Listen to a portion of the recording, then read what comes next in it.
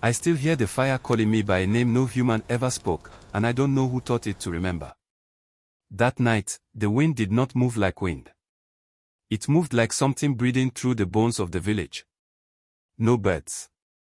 No dogs. Even the insects had gone silent, as if the earth itself had agreed to listen to what was coming. I was inside my hut when the first sign appeared.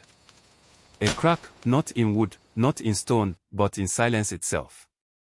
Then the fire arrived. Not from the sky. Not from lightning. It came from the edges of my home, crawling low like a living curse. Straw began to smoke without flame at first, like it was afraid to become what it was meant to be. Then it happened. The fire stood up. And it entered. I tried to move, but my body did not obey me. It felt like something had already decided my ending before I even understood my beginning. Outside. I heard them.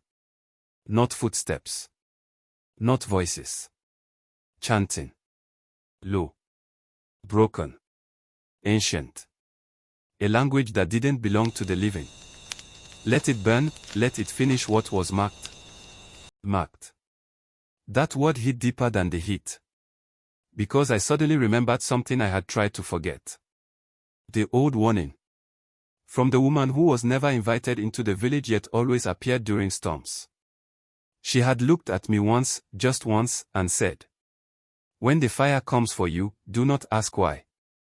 Ask who sold your name to it." Back then I laughed. Now I couldn't breathe. The flames climbed higher, painting the walls with moving shadows that did not match anything real. One of them looked like a man standing too tall, and another like something crawling on its knees without a spine. And then I saw them. Outside the burning hut. Silhouettes. Standing in a half circle. Not running. Not panicking. Watching. Waiting. As if my death was not an accident, but a ritual they had rehearsed too many times to feel emotion anymore. One of them raised a hand. And the fire responded. It pushed inward. Like it recognized obedience. Like it was being guided. That was when I understood something that froze my soul more than the flames ever could. This was not arson. This was summoning. And I was not the victim. I was the offering. The door behind me collapsed inward, but I was already on the floor, crawling through heat that felt alive. My skin burned, but my mind sharpened, strangely calm, like fear had finally stopped asking permission to exist. Then I saw it. A break in the wall. A narrow crack where night air touched fire and made it hesitate. Even the flames did not want to cross it. As if something on the other side was older than the fire itself. And I moved. Not because I was brave. Because something inside me whispered. If you stay, you will not die, you will be kept. And I refused to be kept. The moment I slipped through that crack in the wall, the fire did something unnatural. It paused. Not like a flame losing fuel. But like a living thing noticing escape. Behind me, the hut collapsed into a roar of burning wood and collapsing straw, but the sound was not what stayed with me. It was the silence from outside. Because the village did not react. No screams. No rushing footsteps. No panic. Only watching. As if my burning house was not an accident, but a ceremony everyone had already agreed to witness in silence. I ran into the dark fields beyond the hut, barefoot, skin half burned, lungs filled with smoke that tasted like iron. But something felt wrong immediately. No one followed me. No shouts. No pursuit. That should have been relief. Instead, it felt like permission. Like I was being allowed to live. And that was worse than being chased. I stopped near the dry riverbed, bending over, coughing fire out of my chest. My body was shaking violently, but not from pain alone. From confusion. Because I could still see the village lights behind me. Calm. Stable. Almost peaceful. Like nothing had happened. Like I had not just been turned into ash inside a hut they set on purpose. Then I saw movement. At the edge of the fields. A figure standing completely still. too still. Even the wind avoided it. It was one of them. The same silhouettes from before. But now I could see something new. Their heads were slightly bowed, not in respect, but in listening. As if something above them was speaking. And they were waiting for instruction. I hid behind a broken cart, holding my breath as pain ripped through my skin. Then I heard it. A voice. Not from the man. From somewhere else. Everywhere. He left. But he did not escape. The man in the field responded instantly. Without moving his mouth. He was not meant to die inside. My blood turned cold. Not meant to die inside. Then what was I meant for? The figure slowly lifted its head, and for the first time I saw its eyes. They were not normal eyes. They were clouded, like milk poured over glass, yet somehow still watching me directly. And then it spoke again. Bring him back before he remembers. Before he remembers. That line broke something in my mind. Because I suddenly realized. I had gaps in my memory. Not small ones. Whole moments missing. The day before the fire. The reason I was alone. Even how I arrived back in the village. Blank. Like someone had erased my path on purpose. I stepped backward without realizing it. A dry branch cracked under my foot. The figure turned instantly. Too fast. And in that same moment, every light in the village flickered once. Just once. Like a blink. And all at the same time. Every single house door in the distance slowly opened. Not by people. By itself. And that's when I understood the second truth of the night. I was not escaping the village. The village was letting me go. So I could be found elsewhere. I didn't realize I was bleeding until the ground beneath me stopped feeling real.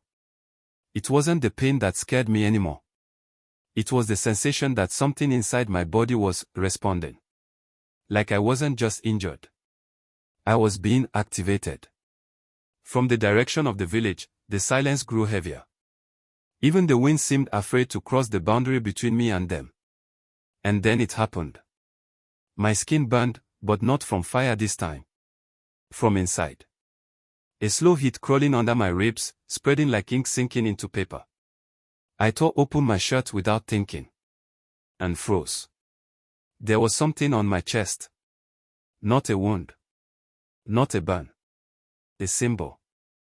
Dark, jagged, uneven, like it had been carved with something that didn't belong in this world. It wasn't fresh. It wasn't old either. It felt timeless. As if it had always been there, waiting for me to notice it. I touched it. Bad mistake. The moment my fingers made contact, my vision broke. Not blurred. Broken. Like glass shattering inside my skull. I fell to my knees as something forced itself into my memory. A voice. Not mine. He will carry it until it finds a body. Another voice answered it. She will know when he wakes. A woman. The same presence from my forgotten past. The one who warned me. The one I laughed at. My head snapped back violently as images flooded in. A gathering. Not a normal village meeting. A circle of people standing around something buried underground. Not a coffin. A seal. And I was there. Watching.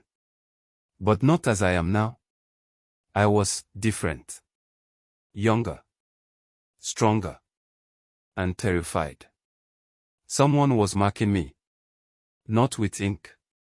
Not with metal. With something alive. The symbol. The same one on my chest. I screamed without sound as the memory collapsed again. When I came back, I was on the ground, shaking uncontrollably. And that's when I noticed something worse. The symbol was moving. Slowly. Like it was breathing under my skin. From the village side, I heard chanting again. But this time it was closer. They were not staying there anymore. They were coming. And now I understood why they didn't chase me earlier. Because they didn't need to. The mark was doing it for them. A twig snapped behind me. I turned instantly. Nothing. Then another sound. Closer. From my left. Then my right. Not footsteps. Positioning. Like I was being surrounded by something that didn't need to rush. A voice rose from the darkness behind the fields. Come. Satan. He remembered. Another voice answered. Then the fire will wake fully. At that exact moment, the symbol on my chest tightened. Not physically. Something deeper. Like it had just heard its name. And far behind me, the village fire reignited. But this time, it didn't stay in one place. It moved. I ran before I even understood I was running. Not away from the village anymore. But from something that was no longer staying inside it. Behind me, the fire was no longer behaving like fire. It moved. Across huts. Across trees. Across open ground. Like it had legs made of heat and hunger. And the worst part. It wasn't random. It was following me. I could feel it the same way you feel eyes on your back in total darkness. Every step I took, the ground behind me brightened. Every breath I stole, the air behind me screamed hotter. And still, no sound of pursuit from humans. Only that unnatural silence of the village watching something they had already accepted. Then I saw it. Ahead of me, the dry riverbed was gone. Not flooded. Not blocked. Erased. Like the earth itself had folded into darkness. And from that darkness, the fire stopped. Just for a moment. Suspended at the edge, trembling like something afraid of crossing a boundary it wasn't allowed to enter. That was the first time I understood. The fire wasn't fully in our world. It was being sent. Behind me, the flames gathered together again, higher, sharper, forming something almost shaped. Not a war. Not a storm. A direction. And then it spoke. Not loudly. Not like a voice. Like a thought forced into my bones. Return. My legs gave out for a second. And in that second of collapse, the memory hit again. Harder than before. I saw her. The woman from the storm. Standing inside a circle of ash, not touching the ground.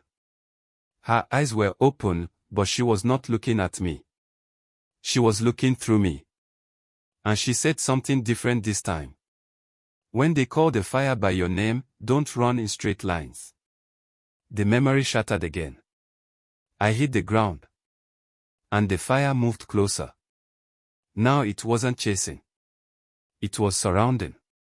Not blocking escape paths. But predicting them. As if it already knew where I would go before I decided. I turned left. Fire shifted left. I turned right. Fire adjusted instantly. That's when fear stopped being emotional. And became mathematical. It wasn't haunting me. It was calculating me. I looked down at my chest. The mark. It was glowing now. Not bright. Not red. Something deeper. Like a heartbeat under skin. And then I realized something that made my stomach drop. The fire wasn't reacting to me. It was reacting to the mark. I wasn't being chased. I was being tracked. From somewhere behind the flames, I heard footsteps for the first time. Real ones. Slow. Deliberate. And a voice followed them. Close enough now to belong to a human. You were never meant to escape the first burning. My breath froze. Because I recognized that voice. Not fully. But enough. Someone from the village. Someone who knew me before the fire. And then came the final truth of the moment. The fire stopped moving completely. Not because I was safe, but because something else had arrived.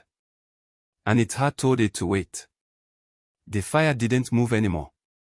It simply waited, like an animal obeying its master. From behind the flames, a man stepped forward. Not running. Not afraid. As if the burning world belonged to him. I knew his silhouette before I saw his face. Elder Koro. The man who had spoken blessings over me when I was a child. My throat tightened. Why? He didn't answer immediately. Instead, he looked at the mark on my chest like it was something sacred.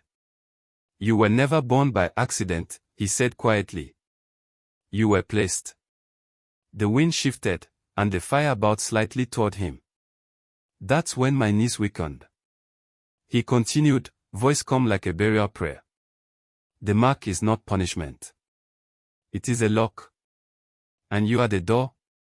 My mind refused to accept it. But memories cracked open again, ritual nights, hidden circles, my mother crying while they held me above ash. Elder Koro stepped closer.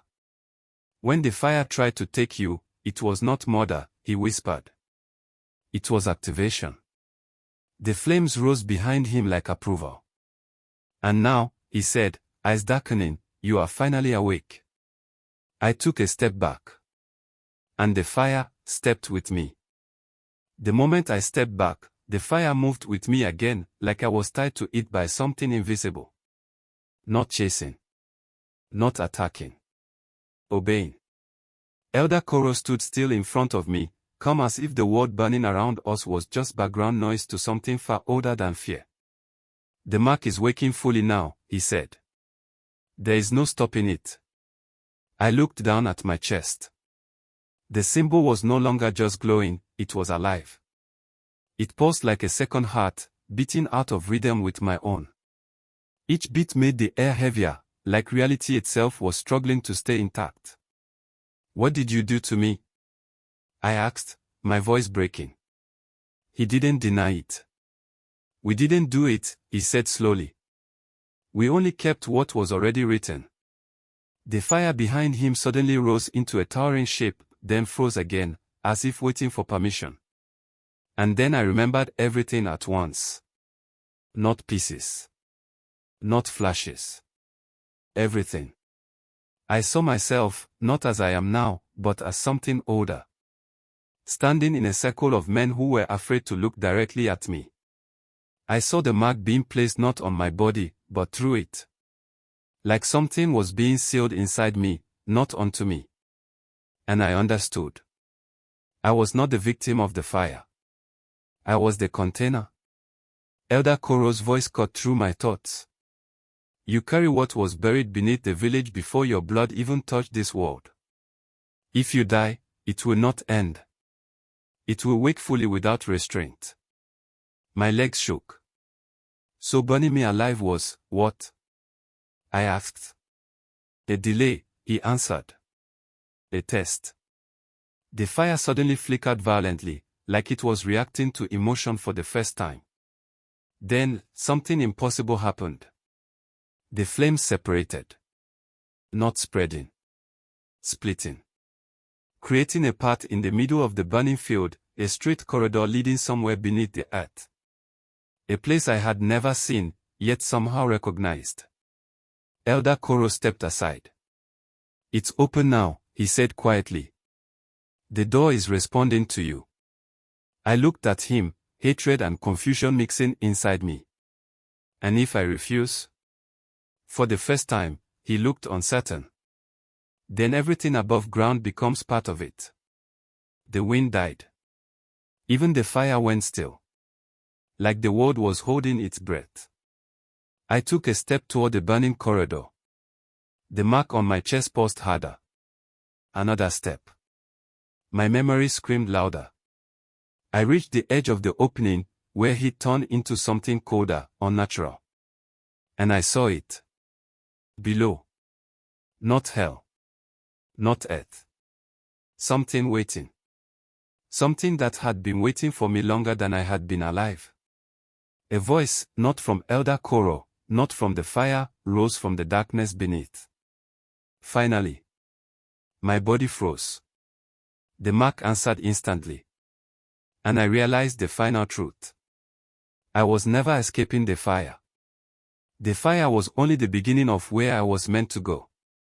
I looked back one last time. Elder Koro was gone. The village lights were gone. Even the sky felt farther away. Only the burning path remained. And I stepped forward, into the door that had been waiting for my entire life.